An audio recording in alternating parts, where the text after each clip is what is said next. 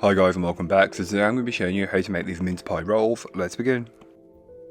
To get started on the recipe, you'll want to grab yourself a mixing bowl, and into your mixing bowl place your flour followed by the salt, then mix the two together until they are combined. You can then go ahead and add in the remaining ingredients, starting with the yeast followed by the light brown sugar, the spices, and then the liquids, which are the oil and the milk. Then mix on a low speed to start with, working you up to a medium-high speed. So that's roughly like 5 or 6 on a KitchenAid, I think. I'm not too sure, but mix until the dough starts to pull away from the bowl. Once it does, you can lightly oil another small bowl or a medium-sized bowl, place in your dough, and just ensure the dough is coated in the oil. Bring it into a ball shape, then place into the bowl, cover with cling film and leave somewhere warm, and allow it to prove until it touches the top of the bowl. Once the dough touches the top of the bowl, remove the cling film and knock the dough back.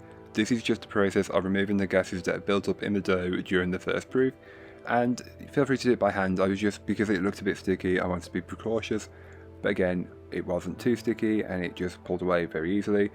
Place onto a lightly floured or lightly oiled surface and then roll out the dough. I will leave the measurements you need in the blog post, which will be linked down below, so don't forget to check it out if you're interested.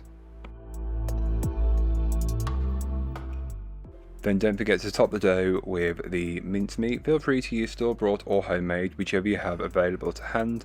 Just spread it out as best as you possibly can. You're not looking for it to be a super thick layer, but enough of a layer that you've got a good coating all over. And don't worry, we do add an additional filling here. We add in some flaked almonds. This is purely for texture and flavour, as it works really well with the mincemeat. And it's giving a bit more of a fruitcake vibe, but this is definitely mince pie because it's got mincemeat in there. Then you can go ahead and cut your dough up.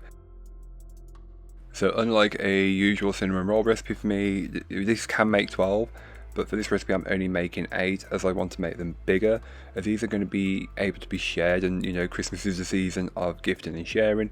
Here are what mine looked like before the second proof.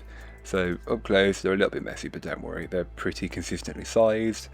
Then cover with cling film and leave somewhere warm for around half an hour to 45 minutes, or until they've batched up and it's almost touching the top of the tin. Then you can place it into the oven once it's proofed and bake it off.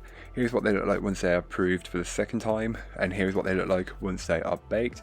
But that's all for today. I hope you enjoyed. If you did, don't forget to like, comment and subscribe for more from me, and I'll be back again very soon with another recipe, so join me then. In the meanwhile, don't forget to check out the description. There'll be links to this recipe, a link to my blog, and links to my social medias. But that's all for today. I hope you enjoyed. Bye guys.